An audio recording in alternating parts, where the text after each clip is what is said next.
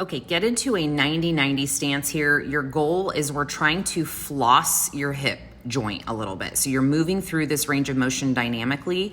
And I'm also working on my ankle mobility because that is a huge hindrance for some of you that can't get low enough into a squat.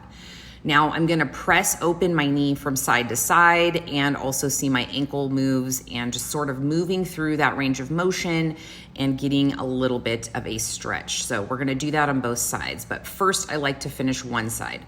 Then we're gonna go into what is called hip cars, controlled articular rotations. You're drawing a big circle with your knee and you're keeping your arms locked out, and then you're gonna take it the opposite direction. I usually do 3 each way as a minimum, but if these feel great, keep going.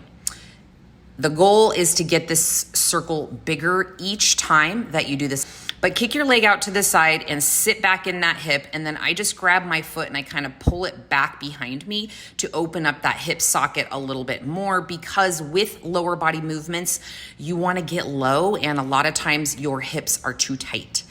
Okay, now we're going to move into some stretches that open up the thoracic spine and really stretch out the low back. So you're gonna bring your hands to the inside of that front leg and you're gonna extend and rotate, look up towards the ceiling, and exhale as you twist. Then I do what I just call an arm rainbow, and this is just to warm up the shoulder joints as well. Now I do this with every single workout. Does not matter if it's lower body or upper body.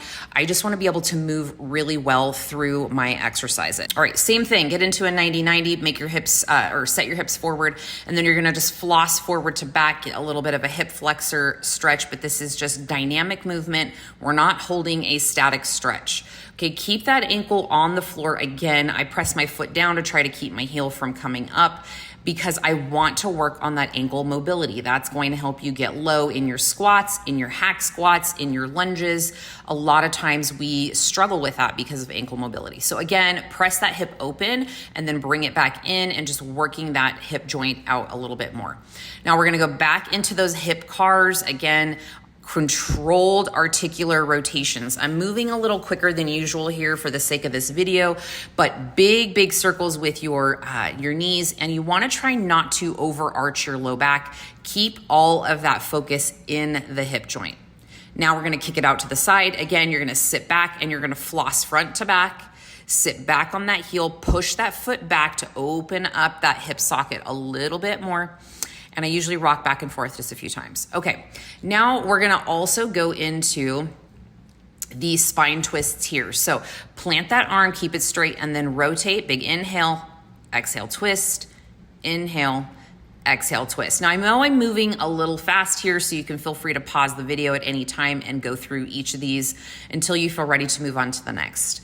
Now we have these arm rainbows, so just rotating in, opening up the chest, the thoracic spine, and then we're gonna go right into some of these shoulder exercises. So you're gonna round through the middle and upper back, push away from the floor. You'll see I'm compressing and decompressing my shoulder blades. I'm gonna go into some circles and then forward circles. This is really to just get everything that's crunchy in those shoulder joints moving, and then a few cat-cows, pulling your navel all the way into your spine and then relaxing.